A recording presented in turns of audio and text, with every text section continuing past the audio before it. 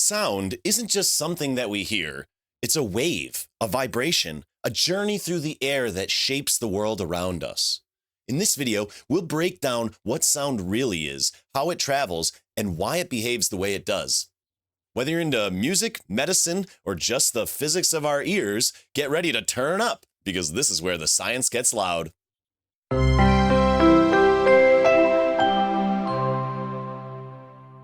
Sound is a mechanical wave that propagates through a medium, and what makes sound unique is that it is characterized by variations in the air pressure. So what's actually happening with a sound wave is that we always have a vibrating object. Let's think about a guitar string. That guitar string vibrates back and forth after we pluck it. In that case, it compresses and expands the air around the guitar string. This causes for the air particles to be displaced from their equilibrium position like you see up in the top here. As a sound wave propagates, it pushes some of the air particles together in one area such that they are high pressure, and we call this a compression. And in other areas, other regions of space in the medium, the particles will be more spread out at a lower pressure, and we call this a rarefaction. Sound is a longitudinal wave that travels through the air. So that means the displacement of the particles is in the same direction as the wave propagation.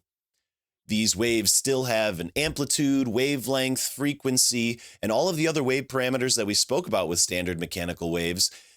Sound can be thought of as both a displacement wave and a pressure wave.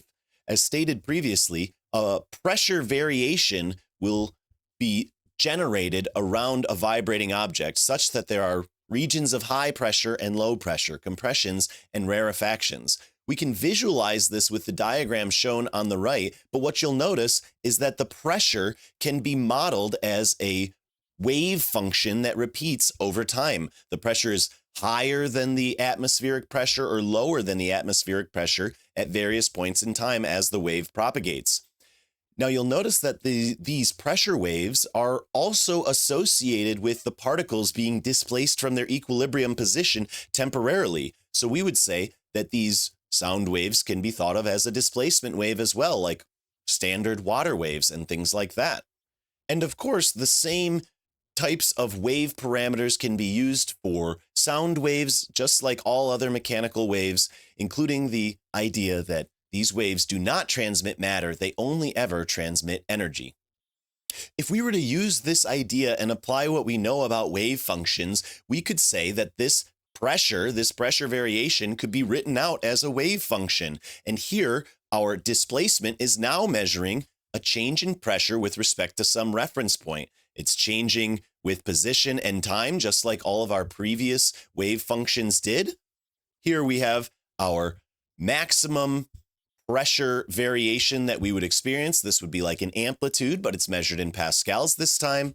We have our trig function, and then we have the spatial and temporal components of this wave function. And you can see that shown at the bottom graph down here that shows a cosine graph starting at a maximum. If we take a snapshot of this wave and we see that the particles are very compressed on the left side over here at x equals 0, we would expect for there to be high pressure. But as that sound wave propagates and the compression wave travels through the medium, we would expect for the pressure to vary at that point. In the same type of sense, we could model the displacement of the air particles as a wave. And here is what the wave function might look like for the displacement of the air particles. It's important to note that the displacement wave and the pressure wave are offset from each other by a phase difference of pi over 2. Where the pressure wave starts at a maximum, a cosine, the displacement wave starts at the midpoint with a negative slope. This is a negative sine function. And so you can see that the displacement wave uses a negative sine function to represent the wave on a graph, whereas the pressure uses a cosine function to represent the pressure on a graph. But these two are just offset by each other by a phase difference of pi over 2. So we could rewrite that displacement wave function to have the same format as the pressure function, but it has a phase shift of pi over 2. The way we perceive the amplitude of a sound wave is by perceiving its loudness. Previously, we said that the amplitude was related to the energy of a wave, and that's true. But in terms of sound, the louder the sound wave is, that is indicative of a larger amplitude. In a similar sense, the frequency of a sound wave is perceived as the pitch of the sound. So the higher pitch the sound is, the higher frequency it is. And the lower pitch the sound is, the lower frequency that sound wave is. The speed of a sound is based strictly on the medium through which it travels, just like all other mechanical waves. The wave speed is ultimately determined by some stiffness term and some inertial term. In this case, for a sound wave traveling through air, the inertial term would be the density, the mass volume density, where rho is equal to mass divided by volume for that medium. The elastic modulus is a little bit tricky to figure out depending on what type of medium you're traveling in. The sound wave will travel faster or slower depending on if it's traveling through a solid, liquid, or gas. For gas, the elastic modulus is known as the adiabatic bulk modulus, and it's based on this product between kappa and the pressure that the medium is at right now. So the speed of a sound wave in a gas can be determined with this orange formula here, where kappa is known as the ratio of the specific heats. It's the specific heat at constant pressure divided by the specific heat at constant volume. And this is ultimately related to the degrees of freedom for the gas that we're talking about.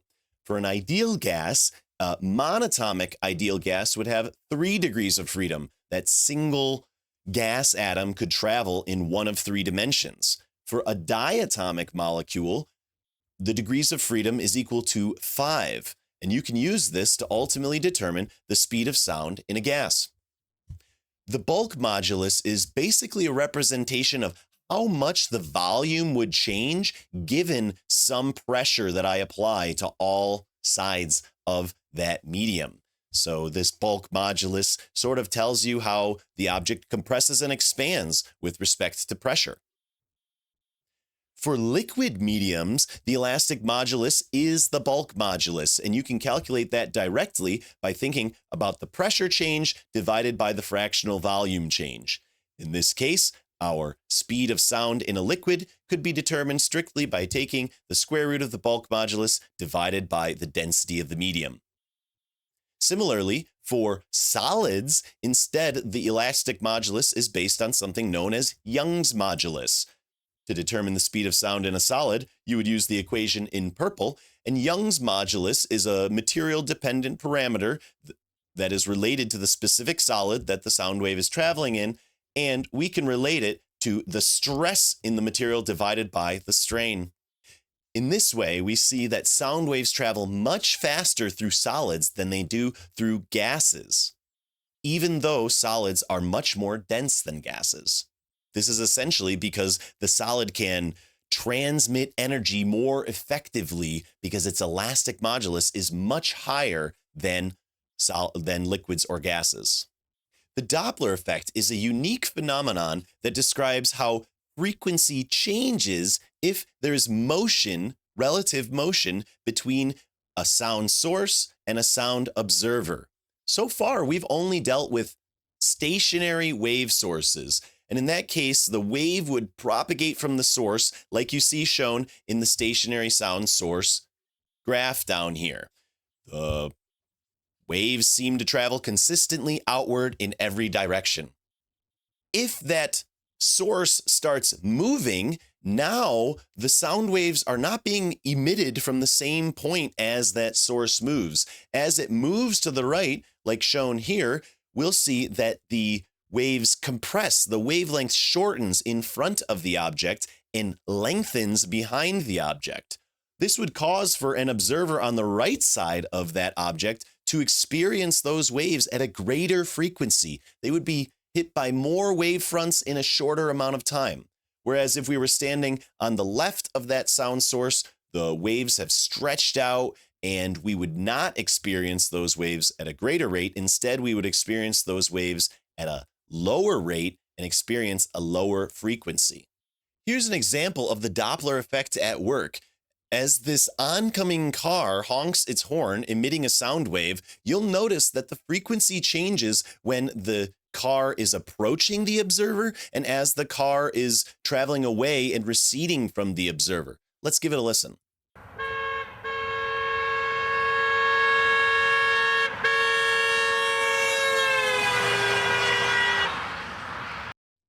As the car approached the observer, we perceived a higher frequency. It's like we are a stationary observer with a moving sound source moving toward us. In this case, you'll see that the wavelength shortens and that the frequency would increase for this observer on the left.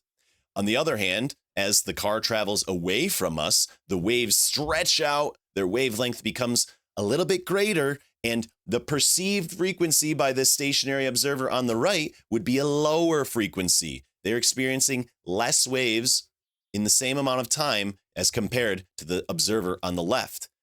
The Doppler effect also occurs with a stationary source and a moving observer.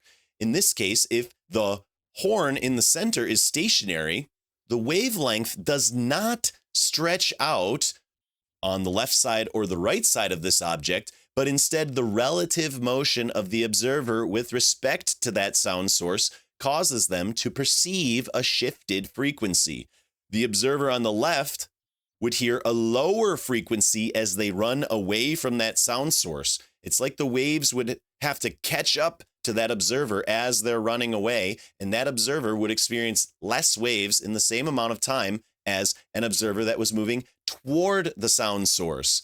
This observer moving toward the sound source would experience wave fronts at a higher rate and a higher frequency. To calculate the perceived frequency that an observer would experience due to motion between the source and the observer, we can calculate the Doppler shift. This would be the perceived frequency or observed frequency given the relative motion between the source and the observer. And this is a pretty large equation, so let's take a look at what each of these variables means. F prime is the perceived frequency. This is the shifted frequency. How much hertz would an observer hear or feel as this motion occurs? Sometimes this is also called F observed or the perceived frequency. F of the source is the true frequency, the original frequency that's being emitted by the sound source. VW is the wave speed. It's how fast that wave propagates in the medium. V obs is the speed of an observer as it travels through the medium. And so if our observer is traveling to the left, then we would use the speed, that's the magnitude of that value, and the directionality that we would apply for this equation, if we use a plus or a minus, will depend on if the observer is moving toward or away from the sound source. Pay very close attention to these sign conventions in this equation. If the observer is moving toward the sound source, then we would use a plus in this top equation in front of the observer. If the observer is moving away from the sound source, we would use a minus for V obs. Similarly, if the sound source is moving itself, we can plug that into this Doppler shift equation, and it will calculate the shifted frequency that would be experienced. And the signs are different for the speed of the source. If the source is moving toward the observer, we will use a minus sign in this bottom minus plus sign right here. On the other hand, if the source is moving away from the observer, we would use a plus sign there.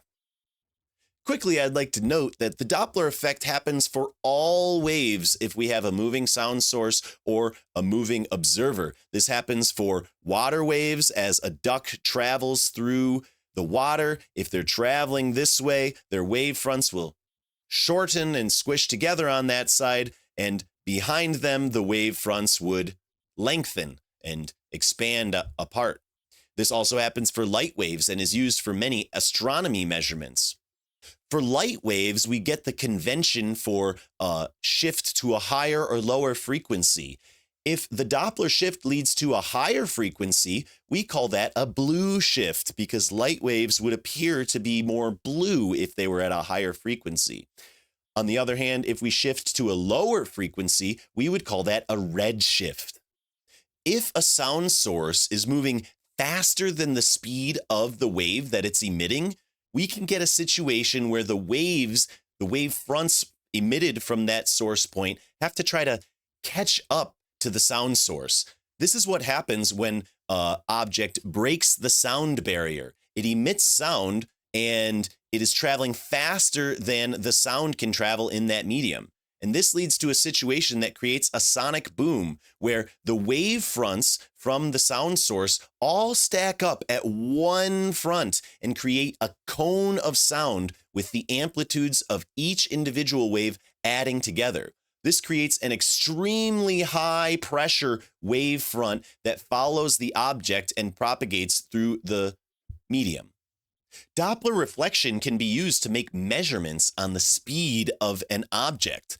For example, if we have a law enforcement officer that is sending out a sound wave, a radar wave at a specific frequency, that wave will propagate through the medium and hit that object.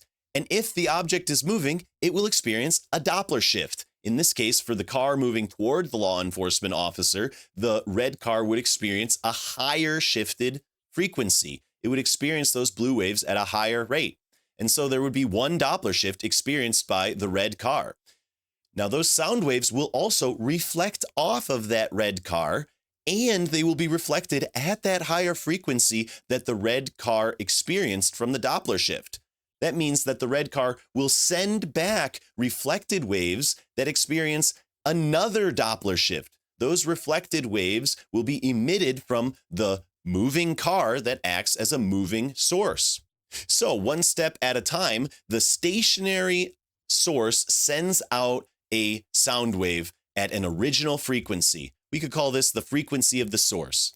And this moving object will observe those sound waves at a shifted frequency. We could calculate the frequency that was observed by the moving observer using the Doppler shift equation. Now, those sound waves will be reflected off of that moving object, and the moving object acts as a moving sound source. It's like another Doppler shift will occur from this sound, from the sound waves that are reflected off of this moving object. And so we would calculate a second Doppler shift for those waves being sent back toward the law enforcement officer.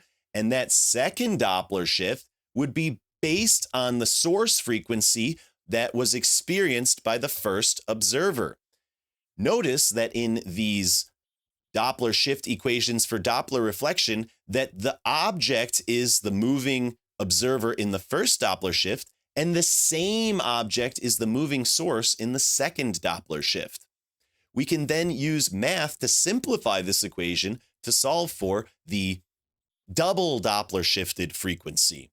The Doppler shifted frequency that would be experienced by the original sound source can be calculated as F double prime, where notice that the speed of the object that experienced the waves is the same as the speed of the object that is emitting those reflected waves as well. Two sound waves that are a very similar frequency will do something unique. They will experience a beat frequency, where the sound that ultimately results from two sound waves that are very similar in frequency has a sort of pulsating, warbling type of phenomenon. This is because the two sound waves interfere with each other and they're very close in frequency. So if we think about one individual sound wave that's very similar to another individual sound wave, as we add those together, there will be points where they have a maximum amplitude, a large volume, and then other points where they will not be aligned and they would have a small amplitude and a small volume. And this beat, this pulsating, loud and soft warbling will continue based on the beat frequency. The beat frequency describes how many beats occur in every second, and you can solve for it by taking the absolute value of the difference between the two individual frequencies. This is useful because the Doppler shifts in many measurements end up being very small and difficult to measure. But if we know what the frequency is of the wave that we sent out, and it interferes with a reflected wave that we measure in a Doppler reflection, we can use beat detection to make a more resolved measurement of that frequency shift. If we listen for the beats rather than for the shifted frequency, this would be able to find a difference between the original sound frequency and the new sound frequency, and can be used to back calculate out the speed of the object that we're measuring. Ultimately, some of these equations are not too important in terms of knowing the exact details, but we will note that the beat frequency has a cosine envelope that oscillates at a slow frequency and a sine envelope that oscillates at a fast frequency. You can sort of see that the cosine describes that warbling type of sense, and hidden within that sound wave that's oscillating between high and low amplitude, there are actual fluctuations that are handled at a much higher frequency by the product between the cosine and the sine. So here we are generating tones of very similar frequencies. Let's generate a quiet tone of one sound at 440 hertz.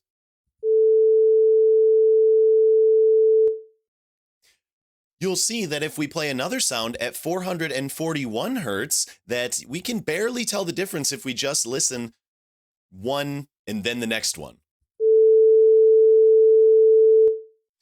But if we play both of these at the same time, these frequencies are very close together, and they will create a beat frequency that is perceptible by us.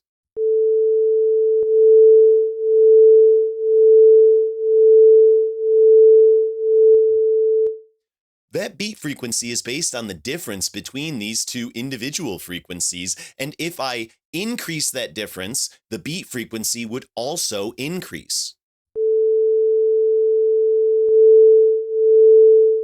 Here's a beat frequency of 1 hertz, a beat frequency of 2 hertz, a beat frequency of 3 hertz, and so on. The intensity describes the amount of energy transmitted per unit area per unit time in a sound wave, and the SI unit for the intensity is watts per meter squared. In general, watts are a measurement of the power, which is the energy divided by the time. And of course, area is measured in meters squared. To go more into detail on the derivation of this for a sound wave, the energy at maximum for a sound wave depends on either how fast the particles are moving at maximum or their maximum displacement from equilibrium. Essentially, the amplitude is a measurement of the energy. And if we think about this energy as an energy density, where the energy is divided by the volume taken up by the sound wave, we can rewrite this to be in terms of volume. Using these results, we can derive an equation for the intensity of a sound wave based on either the displacement amplitude, how large the particles are displaced from equilibrium, or the largest pressure difference that this sound wave generates. Essentially, the amplitude is going to determine the intensity of a sound wave, and you can use this equation to determine intensity whether you're given the amplitude of displacement or the amplitude of the pressure variation. As a sound wave propagates through a medium, it spreads over a larger area. It spreads that source point sound wave out across a greater and greater volume. And that means the energy of that sound wave the total energy has to be conserved. And so when we're examining one individual slice of that sound wave, we would say that its intensity decreases as we get farther away from the sound source. And it decreases in an inverse distance squared type of fashion. That means that the sound will not be cut in half if I move from 2 meters away to 4 meters away from a sound source. Instead, it would be cut down by 1/4 of its original value if I were to double my distance that I moved away from the object.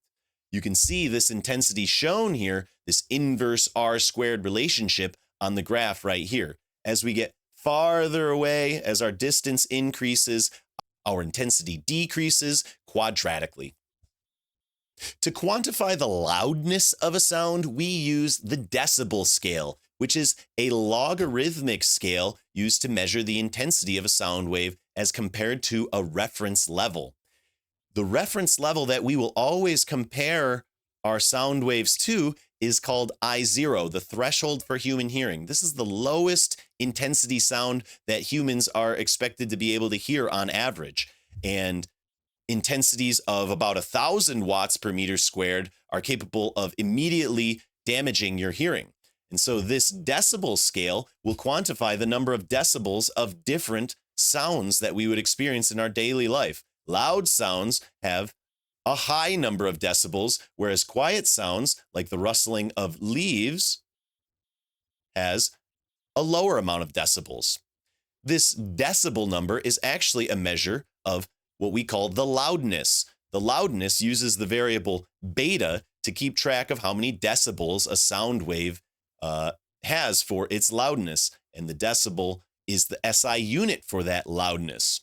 Sometimes this loudness variable is called the intensity level or the noise level or the auditory volume. When we talk about volume, we're talking about the loudness.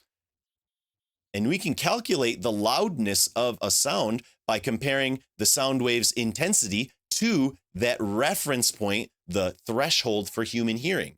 Using this equation, we can calculate the loudness in decibels. Sound attenuates as it travels through a medium.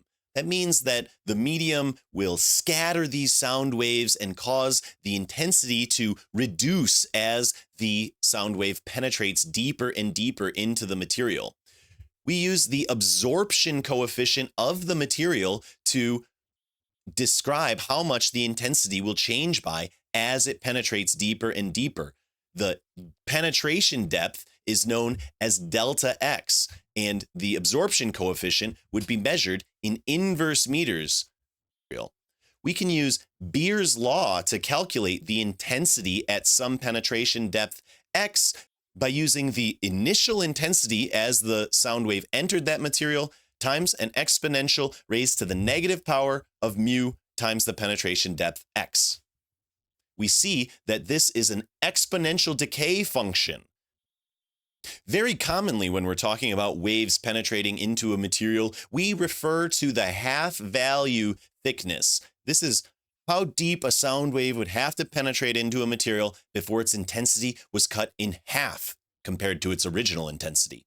And you can calculate the half value thickness, x1/2, by taking the natural log of 2 and dividing it by the attenuation coefficient, mu.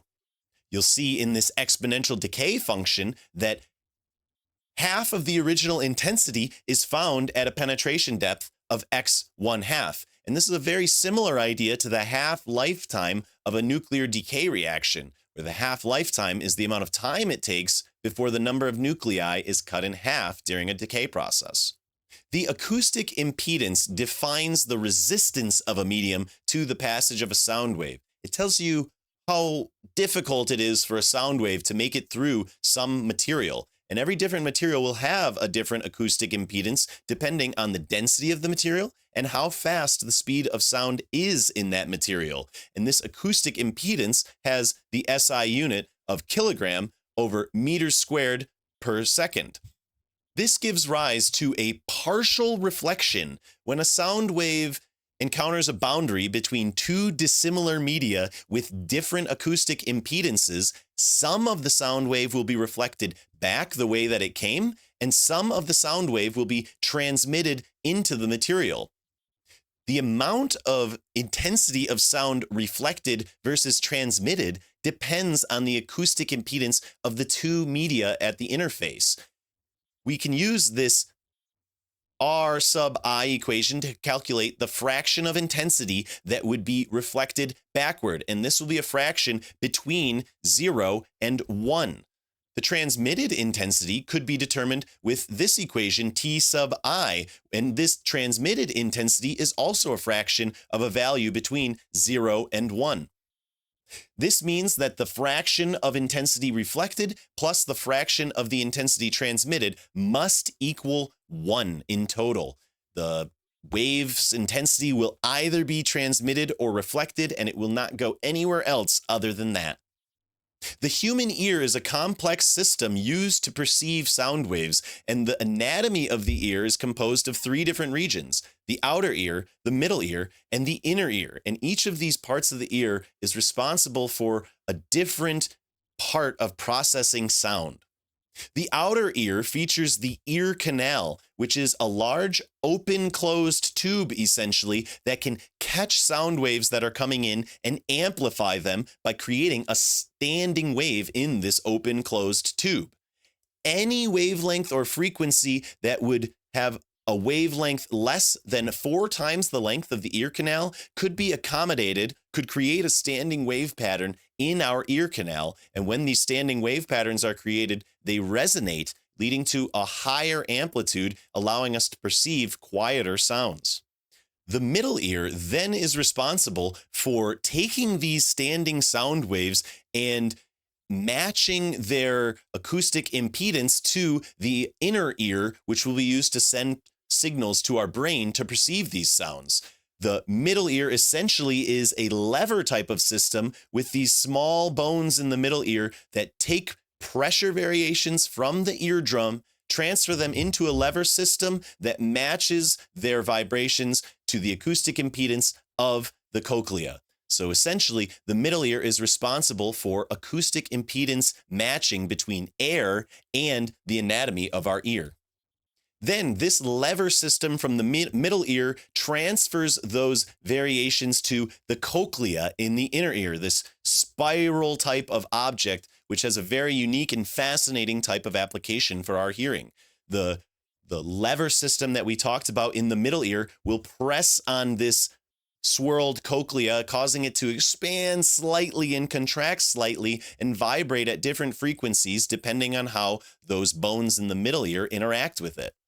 The membrane along the cochlea is called the basilar membrane, and based on how the middle ear excites the cochlea and causes it to vibrate, depending on the frequency of those vibrations, the cochlea will be excited at different regions throughout the object. The cochlea at the base would be excited by high frequency vibrations, and at the apex, low frequency vibrations would make it all the way through the cochlea and excite standing waves at that portion of the cochlea.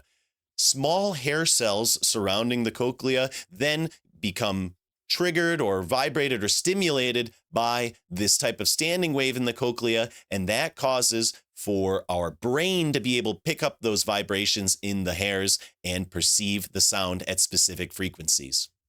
That'll cover everything for our unit on sound. Thank you for making it to the end of the video. Best of luck in the coming days, and I'll see you in the next one.